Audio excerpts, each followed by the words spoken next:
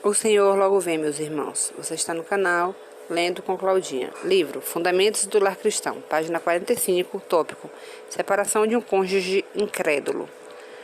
Se a esposa é incrédula e opositora, o marido não pode, diante da lei de Deus, abandoná-la só por isso. Para estar em harmonia com a lei de Jeová, ele deve permanecer com ela, a menos que ela mesma escolha a separação.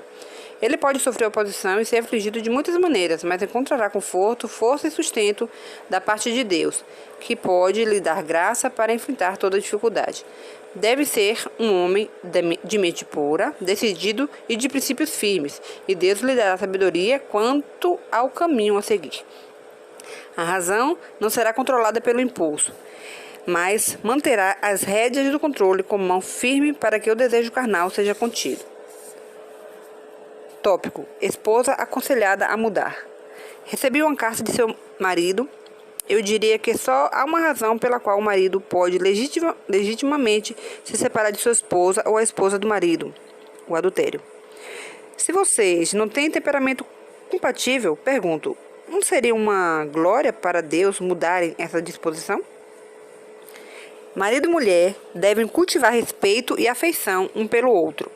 Devem guardar as emoções, as palavras e as ações, a fim de que nada seja dito ou feito que irrite ou aflija. Cada um deve cuidar do outro, fazendo tudo que estiver ao seu alcance para fortalecer o afeto mútuo. Digo a ambos que busquem ao Senhor. Em amor e bondade, cumpram o dever de um para com o outro.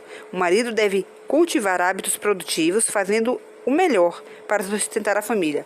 Isso levará a esposa a ter respeito por ele. Minha irmã, você não conseguirá agradar a Deus mantendo a atitude atual. É preciso perdoar o esposo. Ele é seu marido e você será abençoada procurando ser uma esposa fiel e carinhosa. Deixe que a lei da bondade esteja em seus lábios. Você pode e necessita mudar de atitude. Vocês dois devem cultivar as semelhanças, não as diferenças. O uso de métodos brandos e delicados fará diferença surpreendente na vida de vocês. Tópico: adultério, divórcio e os membros da igreja.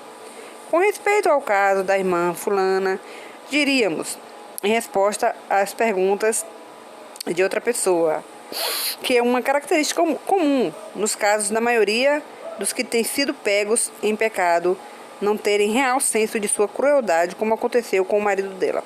Entretanto, alguns têm esse senso e são restaurados à comunhão da igreja, mas não antes de merecerem a confiança do povo de Deus, por meio de confissão incondicional e um período de sincero arrependimento.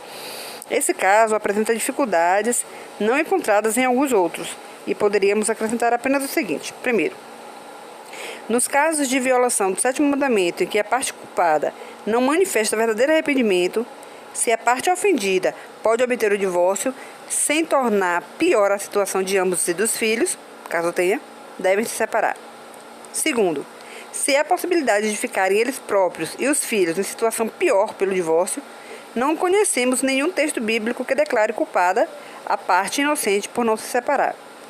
Terceiro, tempo, trabalho, oração, paciência, fé e uma vida piedosa podem realizar uma reforma. Viver com alguém que tenha quebrado o voto matrimonial e se envolvido em humilhação e vergonha por causa de uma paixão proibida pode ser como um câncer que corrói por dentro. Por outro lado, o divórcio é uma mágoa profunda e permanente. Que Deus tenha piedade da parte inocente. O casamento deve ser muito bem pensado antes de ser realizado. Quarto, por que será que homens e mulheres que podiam ser respeitáveis e bons e alcançar o céu vendem-se ao diabo por um preço tão banal, ferindo os melhores amigos, desgraçando suas famílias,